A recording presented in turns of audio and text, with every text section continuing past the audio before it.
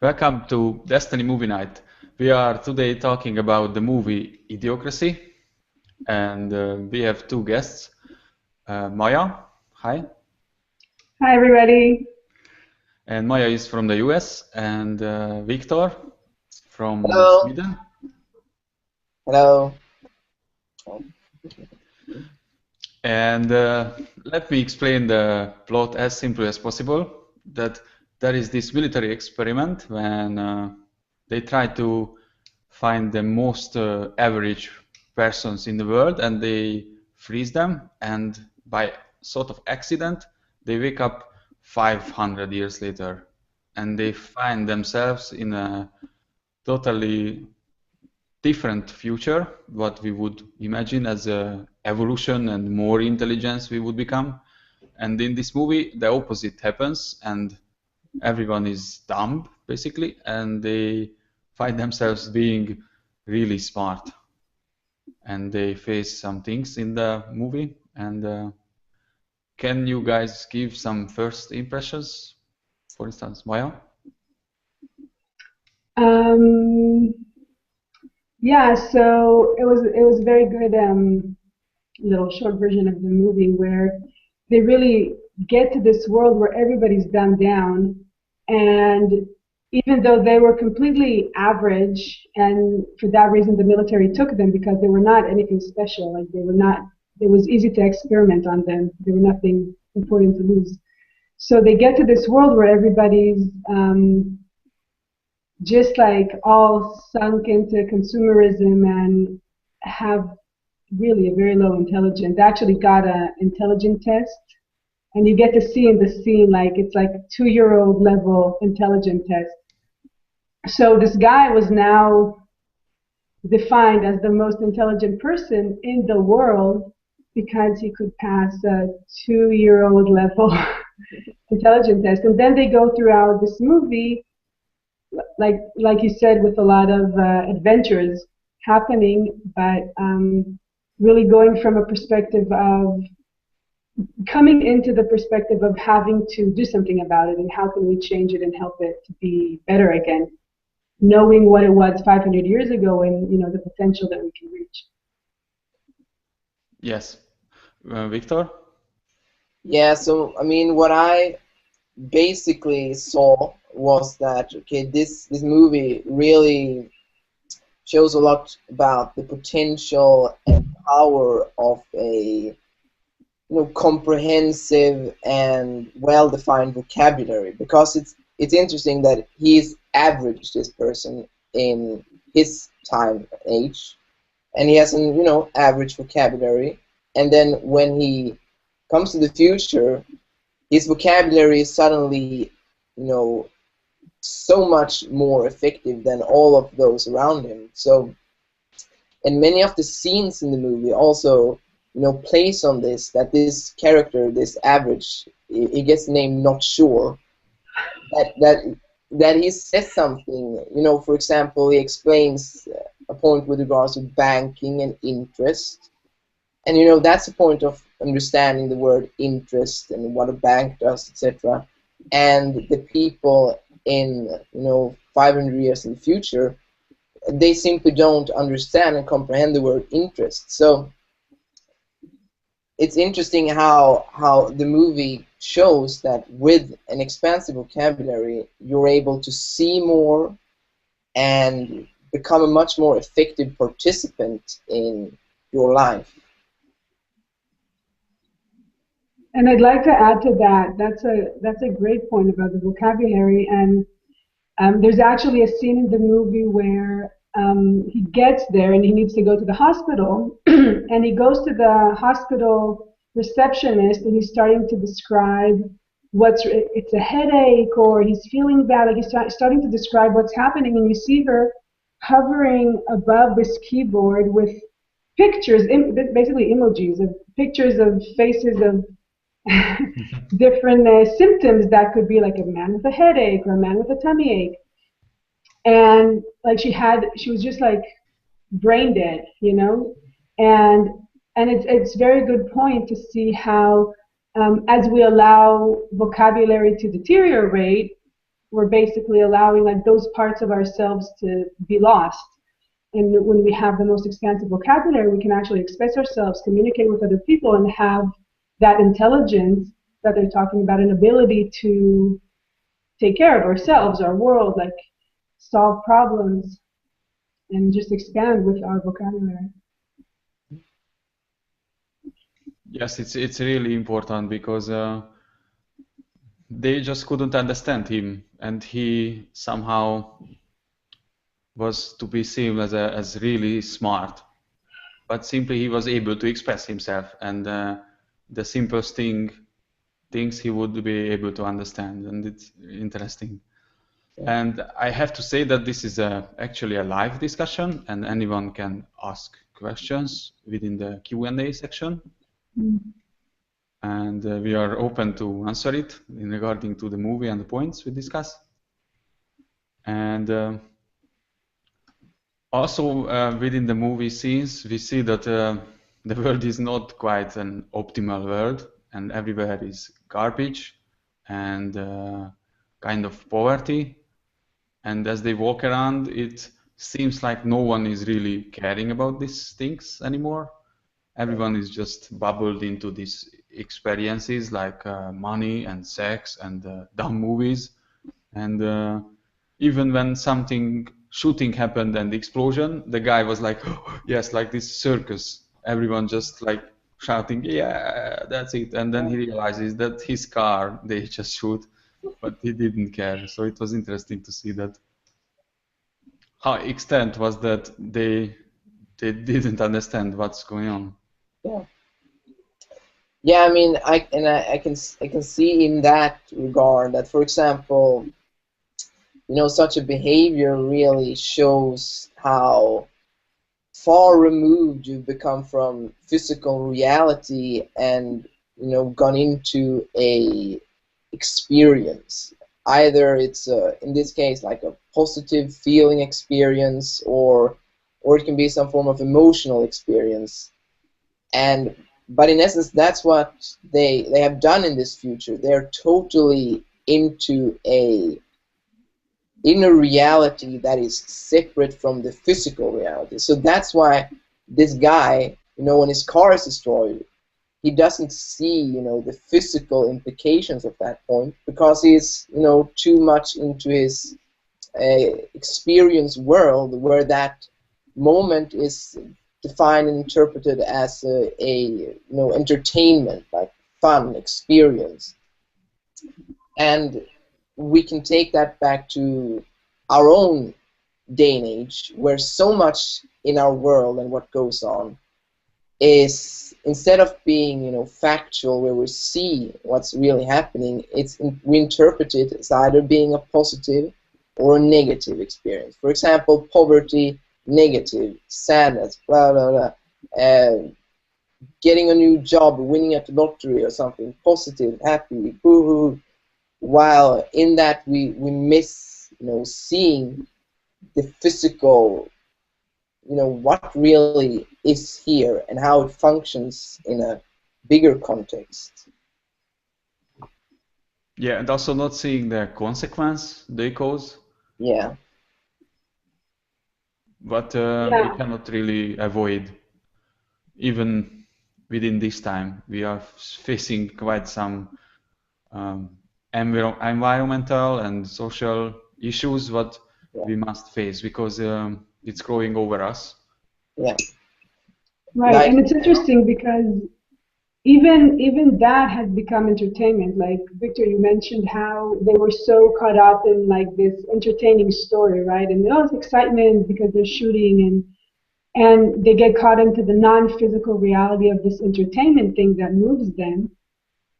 And in our day and age, even environmental issues and poverty issues in many ways have become a source of entertainment rather than actual sit down can actually change the situation, a sustainable solution for, you know, futures and generations to come, rather than, like we were mentioning earlier, like organic and a lot of the things that people like, yeah, we need to maybe look at it, but it's become entertainment and just another point of distraction almost of what's actually happening. Yeah, I totally agree with that. And an example, a cool example would be the iPhone. For example, the release of a new iPhone, okay? For many people, that is a happy occasion, you know, yay, and very positive entertainment.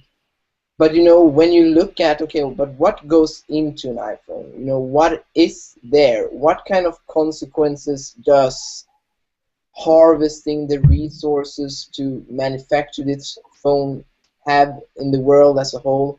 What kind of labor have gone into it? You know, what type of consequences has this phone caused to be there in your hand?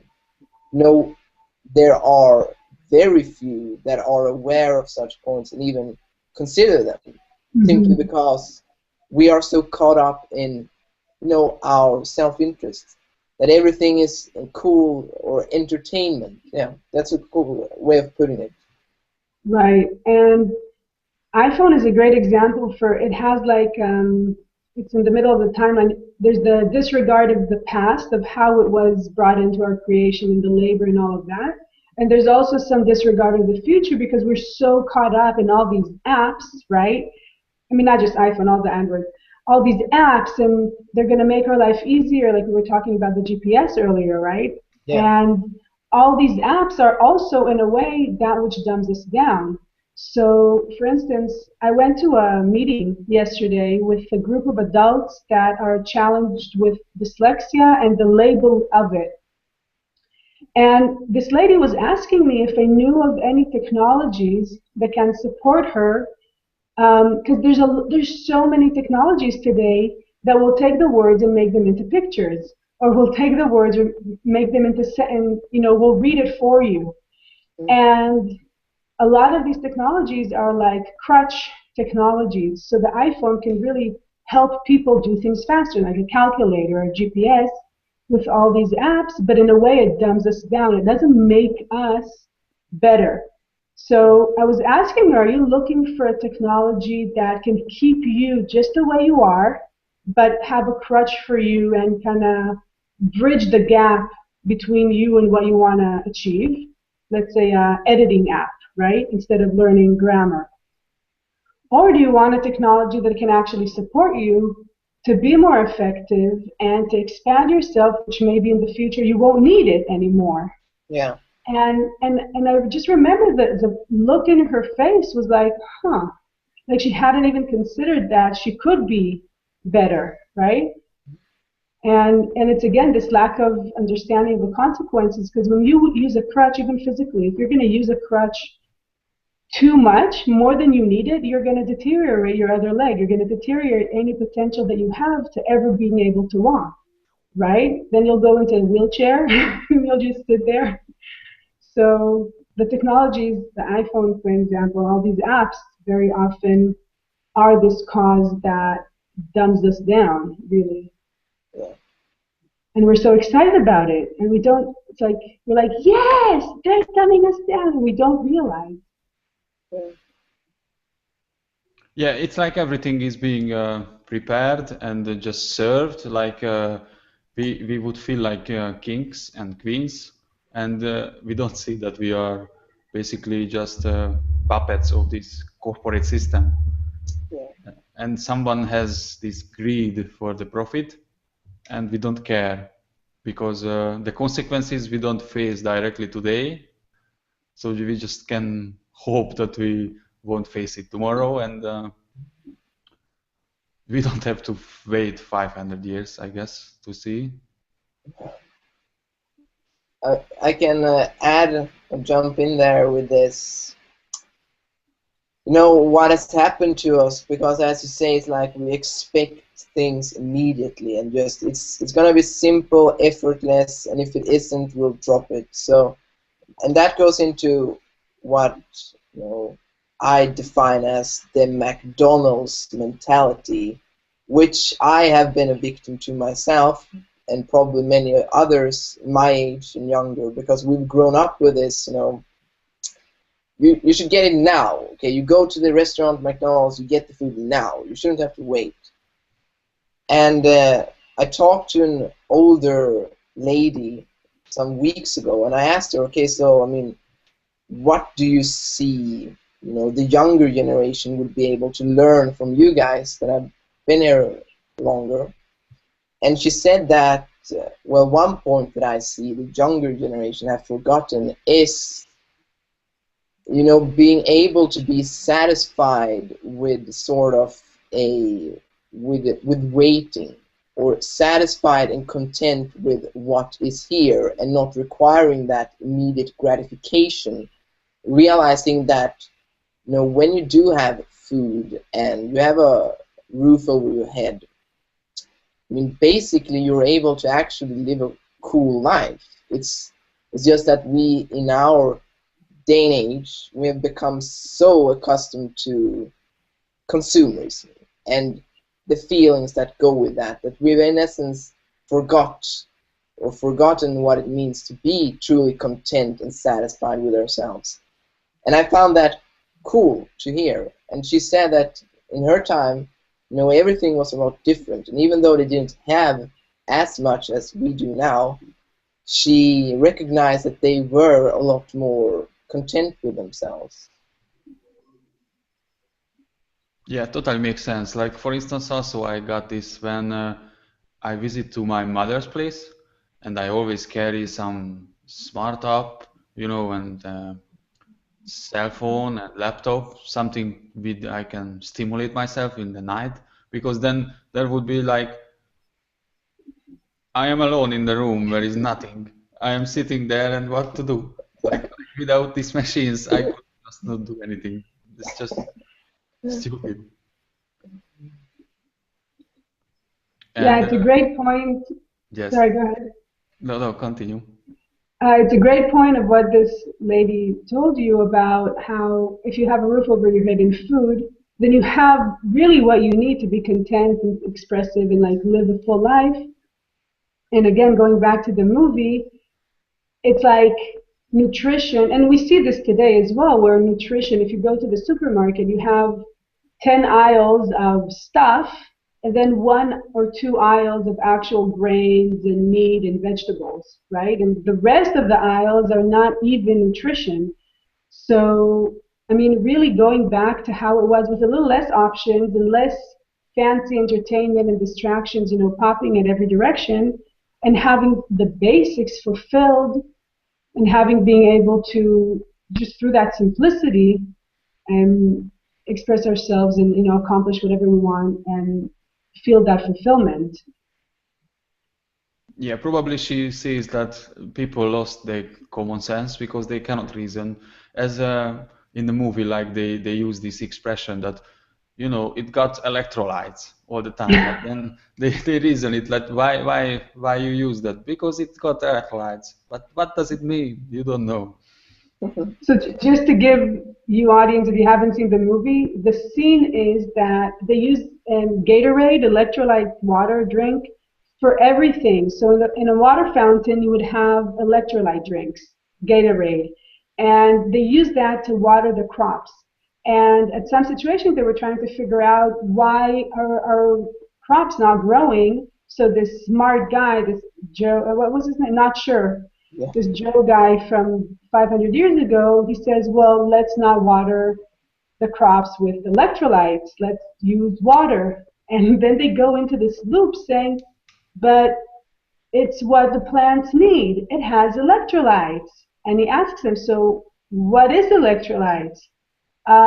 It's what plants need. What do plants need? Electrolytes. Why? It's like it was this loop and they couldn't get out of it. They were just so brainwashed with this idea. And again, you can find that today as well. We were bringing up some points earlier. Yeah. Which have skipped my mind, so maybe you guys. Yeah, but like for example with organic food, that's a big thing in Sweden now, where you go to the supermarket and it's on some products it says organic, and what I've seen is that most people tend to immediately trust that label and they buy it because it's good food. But if you do ask them, okay, but why it's good? Well, it's organic, okay, but what does that mean? Well, it's good food. So it's also that, circle thing, because really there's nobody or very few that know, okay, this particular package that says organic implies that the cows have been fed these and these nutritions and blah blah blah and da da da da. So it's just a label, and that's that's, as I see it, a common thing today, that we guide ourselves in our lives with labels, and when we question them, we notice it's just mirages or facades. It's just it has no substance because we haven't actually investigated the point. Right, and the same example would go for politics, for instance, where the politicians will just use these titles, right? Like, we're number one, and then, oh, why are you voting for them? Because we're number. It's like nobody actually knows the essence of what's behind this person. Like, they don't actually investigate. This person came into power, and looking back, what have they done in the past 20 years to show like the living physical proof of what they've done? They just know the last little jingle, and they just eat it up. It's like that. You remember? Oh, you were gonna say something, Tom? No. Continue. I know what you want to say, so continue. I was gonna say yes, we can, because I mean that was Obama's slogan, and it's like insane that at his meetings that was everyone was shouting that. I mean, those words are relevant because, okay, when he gets to office, he will not legislate laws that says, yes, we can, or something like that. So instead, they should have asked him, okay, but what legislations do you plan to do? Okay, how will they benefit me? But, due to us being programmed in this mindset of positivity, we allow ourselves to get caught in these meaningless slogans, like, for example, yes, we can. It holds no substance, meaning. It's like just pointless. Yeah, it's like makes one to react emotionally or something what they already prepared, like these campaigns, like this president in the movie that he's saying that shit, I know shit's bad right now, but I got the solution, and then they say that last year you said the same, and then he's taking this machine gun and just shooting, and then he's making his point. That's what I thought, and it's literally like figuring out how the politics actually works in this world. Yeah. Oh, that's so funny. It was a really funny movie. Yeah. I know some friends, they couldn't watch it through because it was too, I don't know, so to speak. Yeah, it's a very kind of low humor kind of movie, but it does have really interesting and valid points that, in a way, like if I were to be like a movie critic, I would have liked that movie to be a little less stupid so people can actually take in the value of it, because it's easy to confuse a stupid movie with a stupid perspective, but really the perspective is super valid and important for us to see. Yeah, they really wanted to make to show that everyone gets that they are really dumb, and they do all the time dumb things, and that's why we talk about this vocabulary and words, because this whole idea of Desteni I Process, what we walk within these courses and tools, that to question what we feel or what we do, and then realize that we cannot really trust everything automatically from the system or from others or even from ourselves from the past. So that's why we can use self-forgiveness or these kind of tools. Can you express something about that, if you want, just? I'd like to say something about just the point of vocabulary that you mentioned and what we said earlier about the yes, we can, where in sales, which all of this basically is sales, like getting into our mind was like almost like a sales point. And there's a way where they use emotion, right?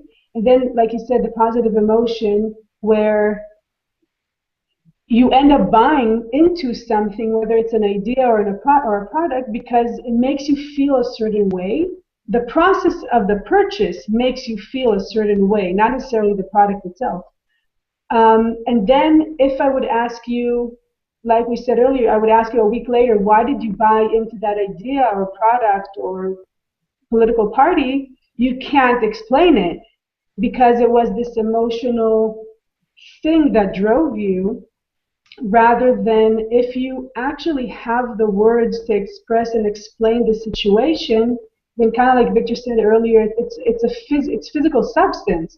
So you can actually see the step-by-step common sense into the beginning of idea, into the end, the conclusion of the idea, and you can then explain it to yourself and to someone else if anything comes along. And I think that's a big part of what we do in Desteni, where we break ourselves down, but we break reality down into the little pieces and see where there were those gaps, where we just went into an emotional reaction and kind of flew with it. But it's kind of like waking from a dream, right?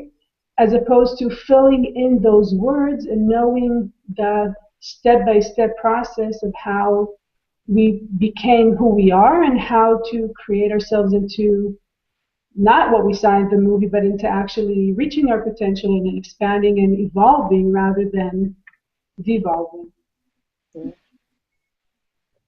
Yes.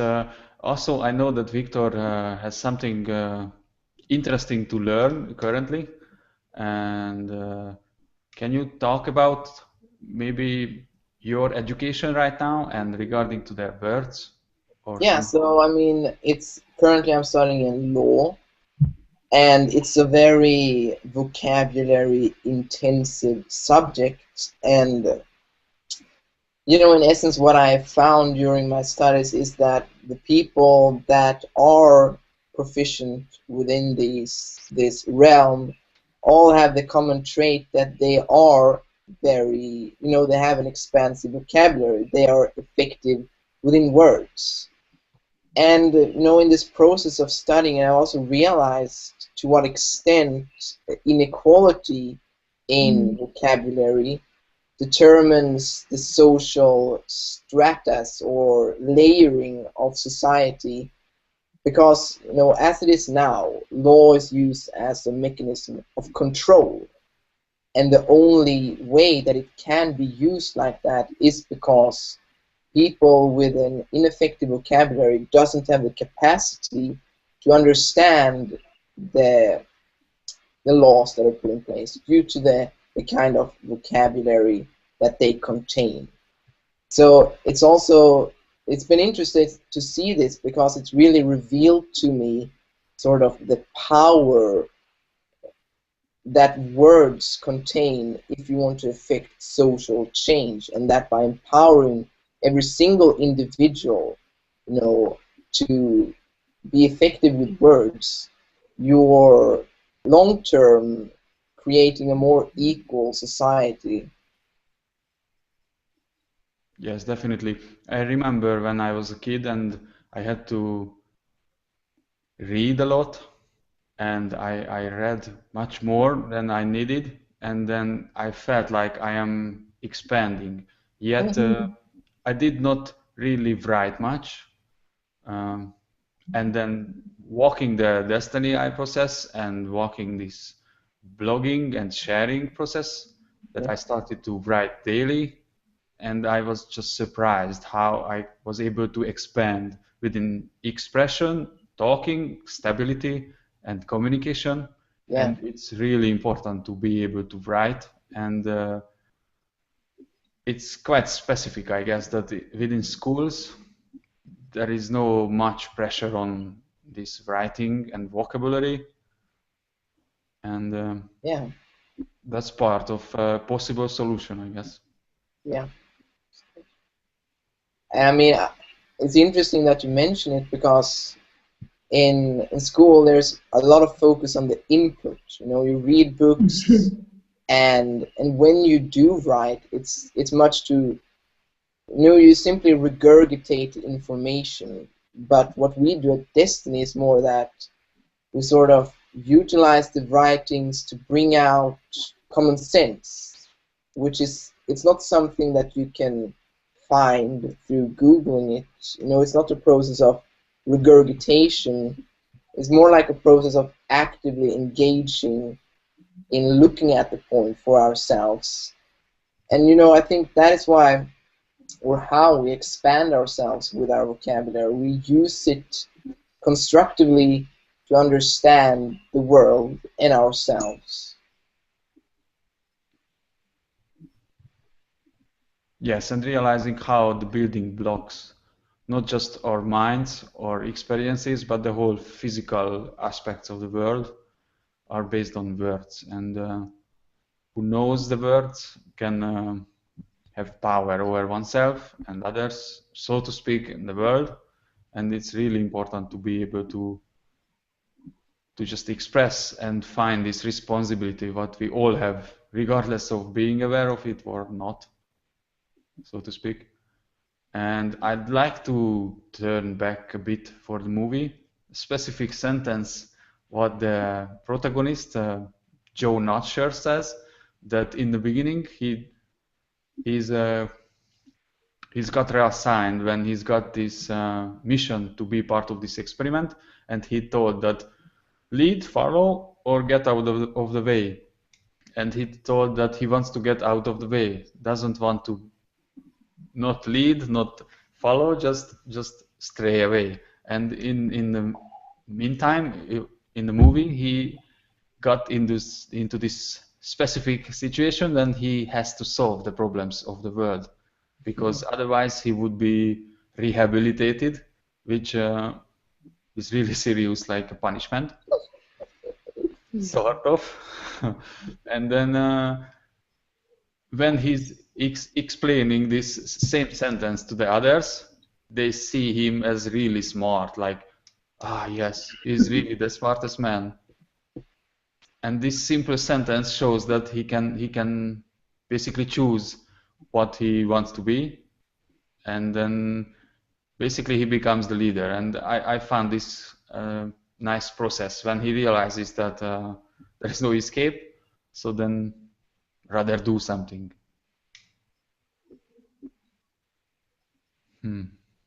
Yeah, and the perspective of, like he actually went through that process where in the beginning he was, like you say, I just want to get out of the way. And the other soldier asked him, it's a humiliating position. Like when he says lead, follow, or get out of the way, you're supposed to step up. Like it's humiliating to move aside. And he's like, I don't care. Like I'm not humiliated by it. And towards the end of the movie, he realizes the importance of him actually taking responsibility and leading and stepping into his power and actually doing what he can to change the situation. Because, I mean, in that situation, was if he doesn't do it, nobody else does. Like it's just gonna deteriorate and self-destruct. But in our life in general, like in each and every one of our lives, if I don't do it, nobody else is going to do it. Like for each and every one of us, we're the only one that can actually take the position of self-leader. And some of us, you know, are followers, and some of us would even just get out of our own way, get out of the way, and just, you know, let our mind run us and not even step in there. And it's part of the individual process that we go through to step up into that self-leader, because if we don't do it, it's just going to deteriorate and self-destruct, right? Like you have to step up. Nobody else is going to do it for you. I mean, an interesting point is that he remains in, you know, he's able to say that, okay, I get out of the way because his life is relatively comfortable. You know, it works. He sits at a library, does nothing. You know, it's okay. He has his routine. And in our lives, if we take it back to our personal lives, you know, the reason that, at least that I've seen for myself, why I wouldn't take the leadership in my life is because, you know, complacency. I'm satisfied the way it is, and due to that, do not push myself or challenge myself, because that's an uncomfortable process. And what I want to share is that I have challenged this point and actually moved myself out of this complacency. And what I realized is that when you push through points of resistance and go into a state of leadership, which in essence means that you decide in what direction you want to go and then you move there, that it is uncomfortable and it can be difficult and feel hard, though the rewards from it is like completely amazing. And comparing that to a life of complacency, the life of challenging yourself and going forward is a lot more fulfilling. Yeah, and can be actually fun, and also we can learn to know ourselves and trust ourselves, and also to get out from the comfort zone. Sometimes it's just that we don't see what we became within these continuous compromises we make with even with ourselves. So it's really important to ask questions. As at the end of the movie, that it's not just about being the ass in the screen, but who's ass and why, and asking the questions. And he was able to motivate others as leader. And I found it really fascinating because he was the same level of smartness all the time, but even he perceived himself as smart, and then he was able to express upon that point. I mean, we don't need to be Einstein to be able to find out something and be participant. Just we have to find that who we are really beyond this cultural and social and everything, for instance.